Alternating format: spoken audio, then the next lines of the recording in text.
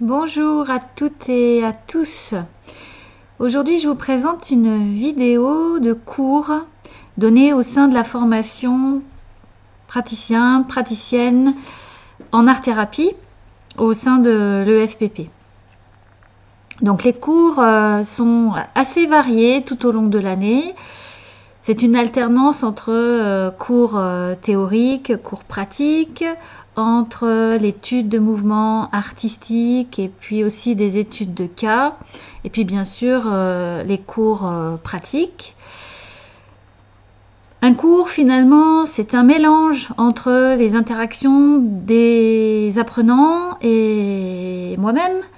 Ce sont des questions, des réflexions à partir des concepts, des explications sur le thème et puis des réflexions qui en découlent. Donc aujourd'hui, je vais vous présenter un cours théorique sur le thème du narcissisme et vous allez finalement voir de l'intérieur, grâce à ces extraits, comment un cours peut se passer. J'espère que cela vous donnera des indications sur la formation, que peut-être ça vous donnera envie de vous inscrire à la rentrée de septembre 2024.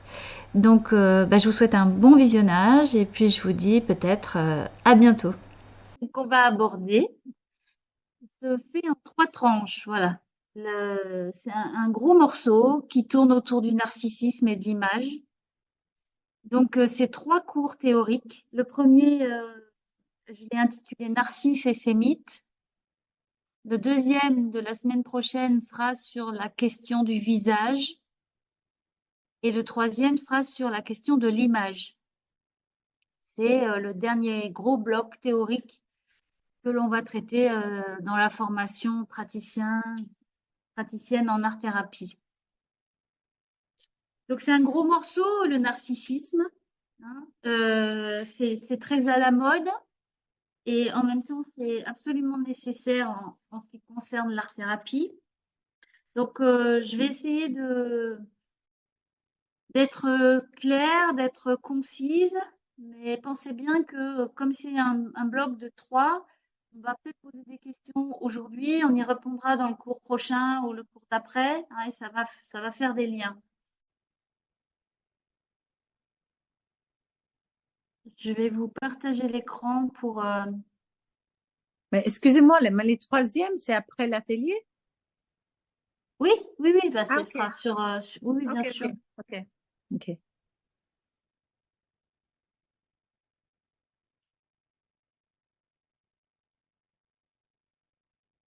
Est-ce que vous avez l'écran? Oui, Ok. oui, Donc, oui. il y aura peut-être des moments un peu compliqués, ou en tout cas nébuleux, parce que je m'exprime pas bien ou que le concept n'est pas clair, je l'ai pas dit clairement. Donc, vous n'hésitez pas à prendre la parole, à poser des questions. Vous avez été demandeur de poser des questions, alors n'hésitez pas à le faire. Donc, on va commencer avec le mythe de Narcisse. Et à l'écran, vous avez une toile qui représente Narcisse au premier plan, qui est allongé, et Écho, qui est derrière, presque imbriqué dans son rocher. Donc, le mythe de Narcisse, c'est un mythe qui est relativement connu, qui vient d'un livre qui s'appelle Les Métamorphoses d'Ovide et qui a été écrit au 1er siècle après Jésus-Christ. Donc, ce livre s'appelle Les Métamorphoses d'Ovide. Donc, vous avez déjà dans le titre du livre où se trouve le mythe de Narcisse le mot métamorphose. Le mot vient de ce qui se forme après. Il y a la notion de transformation et la notion de postérieur, hein, ce qui va en résulter. Ça veut dire littéralement la forme qui vient après, qui succède à une autre. Donc une transformation. Donc le thème concerne un changement d'état et un processus d'évolution. Donc, vous comprenez déjà les enjeux par rapport à ce qui se passe en art-thérapie, hein, dans ce mot métamorphose. Donc, c'est un long poème, ce livre, qui est écrit en latin il y a plus de 2000 ans et qui contient beaucoup, beaucoup de légendes et dont beaucoup d'artistes se sont inspirés. Plus largement, hein, les mythes inspirent beaucoup les artistes, mais aussi la philosophie et la psychanalyse qui vont y puiser des éléments théoriques. Et puis, il n'y a pas que les mythes occidentaux, hein, il y a aussi les contes, il y a aussi tout ce qui va concerner l'origine du monde pour plein de peuples, y compris les aborigènes, y compris les Indiens d'Amérique. Ce sont des histoires de l'humanité, finalement, qui font partie de notre inconscient collectif. Connaître ces mythes, être curieux de toutes ces histoires, c'est se donner la capacité de comprendre un pan de notre histoire, hein, et des résonances avec ce qui nous arrive personnellement. C'est concevoir que les hommes et les femmes ont des problématiques communes qui les traversent depuis leur origine, depuis la nuit des temps. Donc souvent, les mythes vont parler d'amour, de mort, de solitude, de désir, de sexe, de jalousie, de crime, de quête de soi, etc. On pourrait dire qu'avoir connaissance de ces textes devient une possibilité de mieux se connaître ou d'appréhender un patient avec un apport supplémentaire, un angle de vue différent et potentiellement pertinent.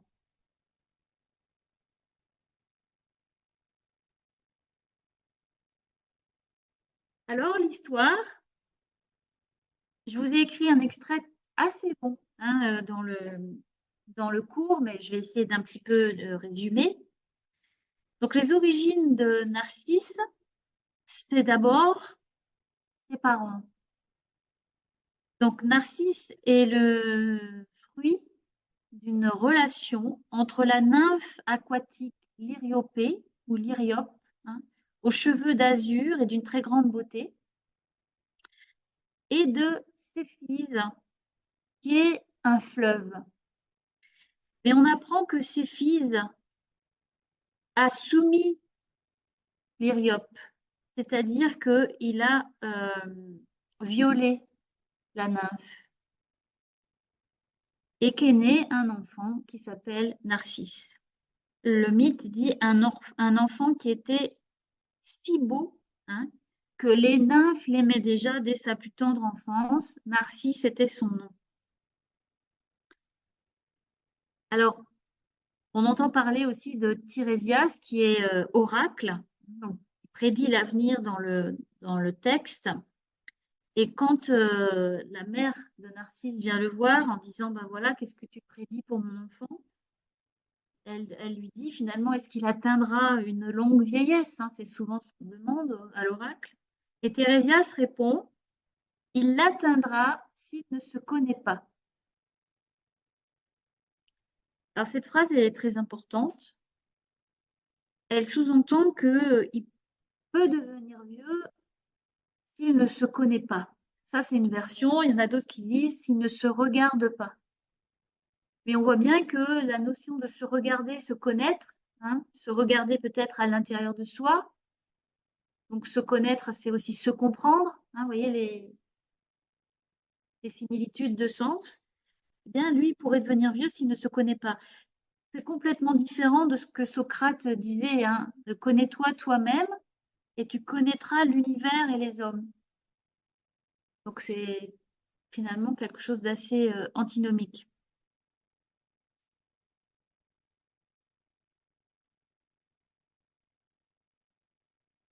Donc le mythe raconte l'enfance de Narcisse et on se retrouve à sa 15e année.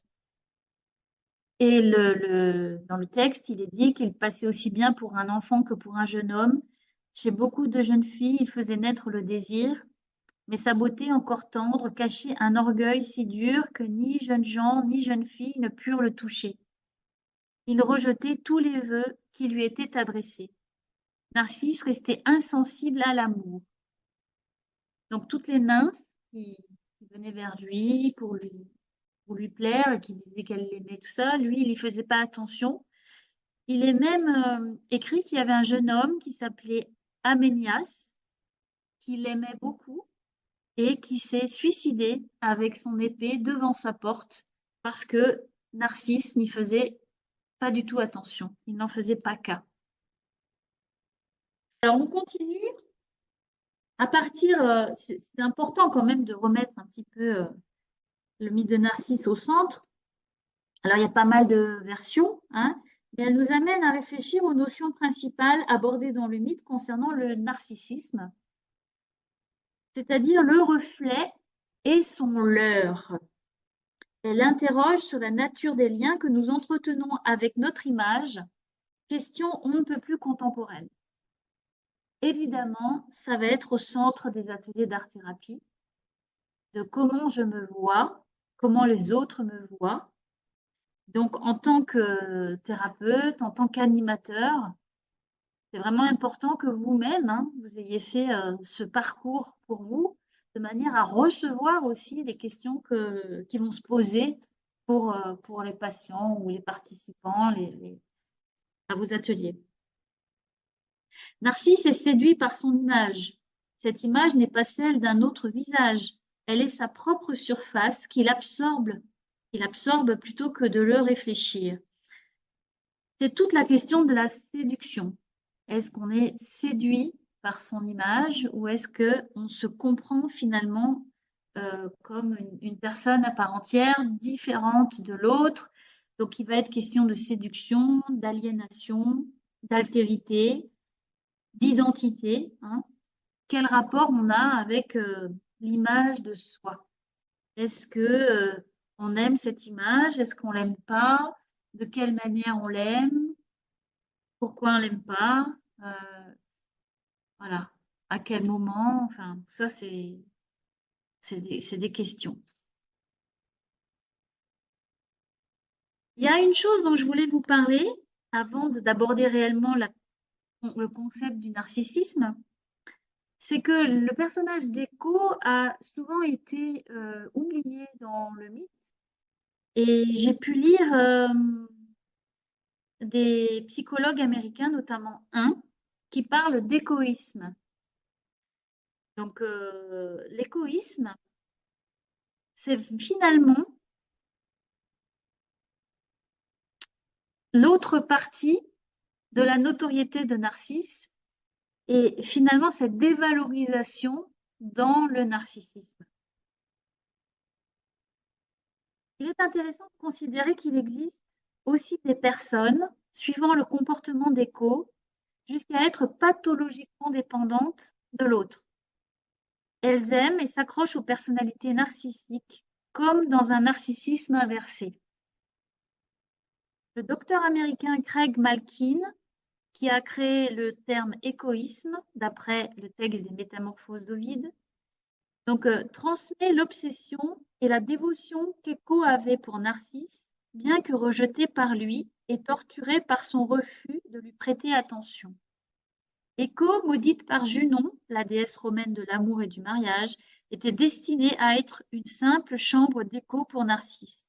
Écho, qui était à l'origine très doué en communication avant son sortilège, devient finalement réduite à une réponse en écho à cause de cette relation à Narcisse, jamais capable de former ses propres pensées ou d'articuler ses propres mots.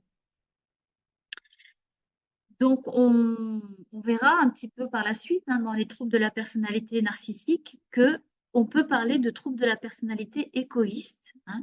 Donc, ces personnes qui se comportent de manière masochiste pour plaire et sans remettre aux besoins des autres. Une sorte de groupie, hein, qui flattera et adorera pour satisfaire ses besoins de dépendance primitive et se détourner de la douleur du sentiment d'identité malmenée. Ce sont des personnes qui se présentent souvent comme effacées, larbins, marionnettes et désireux de plaire. La grande empathie s'allie à un manque cruel d'estime de soi, pouvant aller jusqu'à des comportements autodestructeurs. Souvent, le résultat de la maltraitance des enfants, la codépendance comprend un ensemble de comportements qui garantissent la survie dans des circonstances difficiles.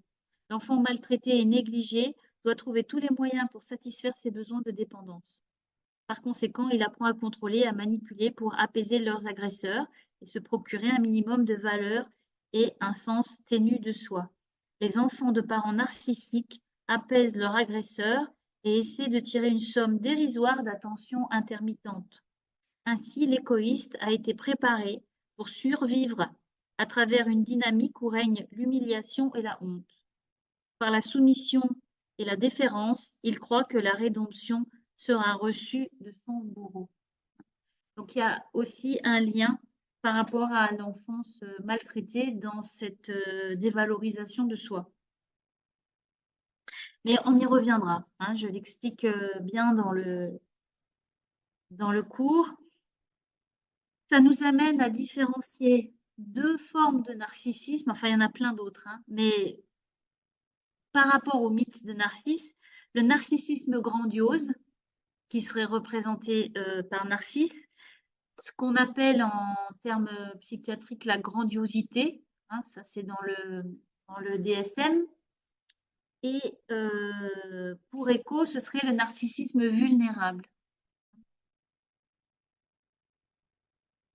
Chacun de nous a pu connaître ces ressentis de façon passagère, mais si les symptômes restent handicapants et se répètent, si la personne en souffre, la psychothérapie et l'art-thérapie peuvent faire émerger la prise de conscience et des pistes d'amélioration dans la relation à autrui.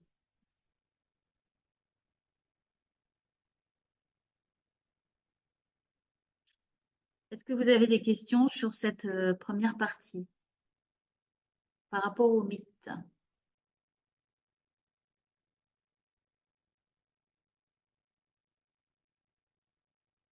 Moi, c'est juste ce que tu as dit à la fin, le Oui, narcissisme, le narcissisme vulnérable, donc qui est illustré par Eco, c'est ça? oui, oui.